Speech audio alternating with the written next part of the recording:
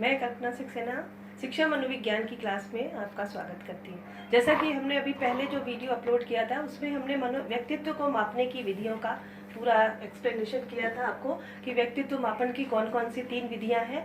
जो हमारी एक सब्जेक्टिव मेथड, जो आत्मनिष्ठ विधि, दूसरी ऑब्जेक्टिव मेथड वस्तुनिष्ठ विधि, और तीसरी हमने बताई थी प्रक्षेपी विधियाँ। प्रक्षेपी विधियों की जो एक महत्वपूर्ण विधियाँ जो है वो है हमारी ये जो 3 विधियाँ हैं। एक पहली जो है इंक ब्लॉक टेस्ट, IBT, जिसको हम बोलते हैं इंक ब्लॉक टेस्ट या स्याही धब्बा परीक्षण।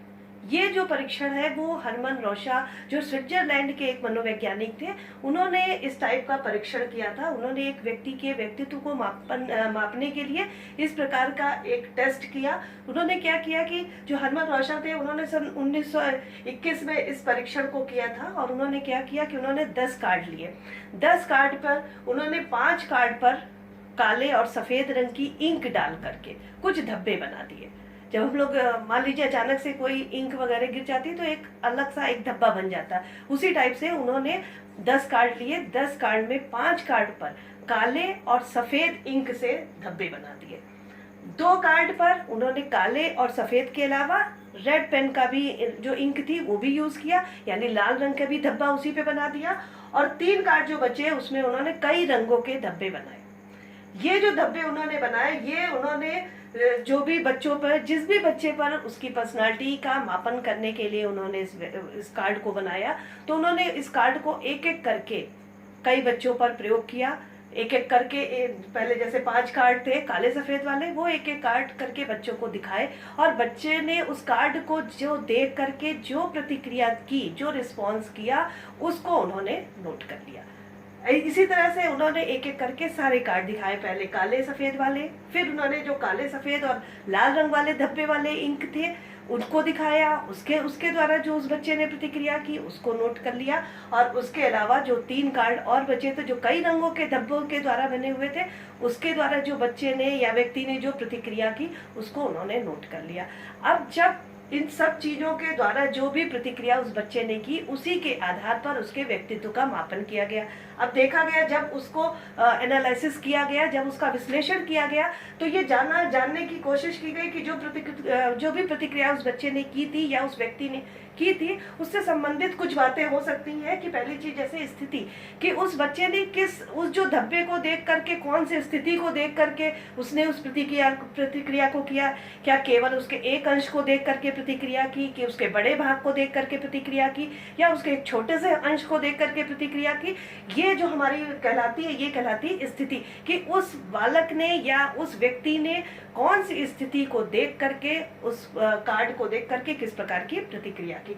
दूसरी चीज है निर्धारक, कि मान लो कुछ लोगों को रेड कलर बहुत पसंद आने लगता है, किसी को कुछ उसमें जो चीजें बनी हुई हैं जो वो समझ में आ रहा है वो किस टाइप से चीज है, कि कलर देख करके, कि समय देख करके, कि स्थिति देख करके उस बच्चे ने उस पर वो प्रतिक्रिया की। तीसरी है विषय वस्तु। हो सकता है जो धब्बे बने हो उसमें हो सकता है कहीं वो पेड़ पक्षी देख रहा हो, पशु पक्षी देख रहा हो, पेड़ पौधे देख रहा हो, या किसी आदमी की आकृति देख रहा हो, यानी ये उस विषय वस्तु से संबंधित उसका विश्लेषण किया गया। और चौथी चीज है हमारी मौलिक तथा लोकप्रिय प्रतिक्रिया। कुछ प्रतिक्रियाएं ऐसी होती हैं जो बहुत ज्यादा होती, कि कोई भी एक व्यक्ति या बच्चा किसी एक चीज को देखकर कई प्रकार से, कई बार से उसी प्रतिक्रिया को करता है। तो जो सबसे ज्यादा अधिक संख्या में वो प्रतिक्रिया की गई, तो वो प्रतिक्रिया हमारी होती है लोकप्रिय प्रतिक्रिया। और कुछ प्रतिक्रियाएं ऐसी होती वो जो कम करते हैं, हम उस चीज को देख करके जब कभी बोलते हैं या कभी हम उस तरह की प्रतिक्रिया करते हैं, वो हमारी होती है मौलिक प्रतिक्रिया।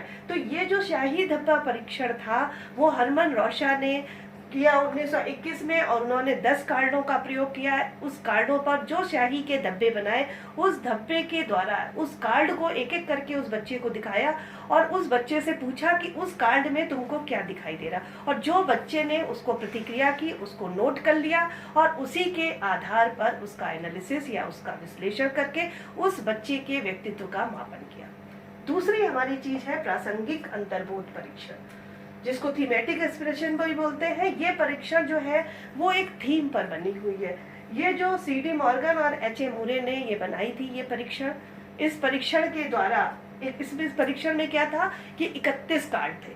जैसे हनुमान ओषा वाले कार्ड में जो परीक्षण था उसमें कितने कार्ड थे? 10 कार्ड थे। ऐसे इसी प्रकार से जो टीएटी जो हमारा परीक्षण था, प्रासंगिक अंतर्बोध परीक्षण, उसमें 31 कार्डों का प्रयोग किया गया। 31 कार्ड में 10 कार्ड जो थे वो 14 वर्ष से ऊपर की जो लड़कियां और महिलाएं थी, जिनमें 5 कार्ड जो थे वो लड़कियों के लिए, जिसको हम लोग ने जी से संबंधित कर लिया।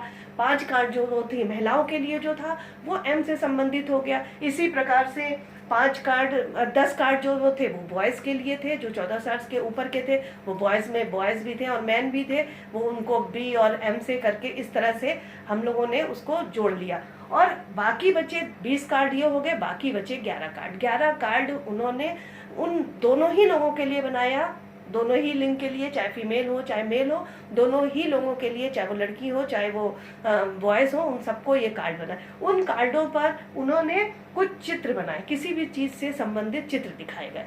तो एक एक करके ये परीक्षण किया गया, पहले औरतों के ऊपर, फिर आदमियों के ऊपर जो उनके लिए बने थे वो, और 10 लड़कियों को लिया गया और उनको एक एक करके वो चित्र दिखाए, और चित्र जो देखे उसके आधार पर कहा गया कि इस चित्र के आधार पर आपको कोई भी कहानी लिखनी है। तो जो भी कहानी उस बच्चे ने लिखी या उस लड़की ने लिखी या उस महिला ने लिखी, उस कहानी को पढ़ा गया, उसका परीक्षण किया गया और उसी के आधार पर ये मान लिया गया कि उस बच्चे की जो या उस लड़की की जो पर्सनालिटी है उसी आधार पर। तो इस प्रकार से जो मॉर्गन एवं एच.ए. मुरे ने थी वो 31 कार्ड का प्रयोग किया, जिसमें 10 कार्ड जो थे वो 14 साल के ऊपर के लड़कियों के लिए और महिलाओं के लिए था, 10 कार्ड जो है वो लड़कों और पुरुषों के लिए था, और जो बाकी 11 कार्ड बचे वो दोनों ही लोगों के लिए था, लड़के और लड़कियों को। उनमें जो अलग अलग तरह के पिक्चर बने हुए थे वो पिक्चरें एक एक करके बच्चों को वो चित्र दिखाए गए और उससे संबंधित जुड़ी हुई कहानियां लिखने को दिया गया। उस कहानी के आधार पर उस बच्चे का विश्लेषण किया गया।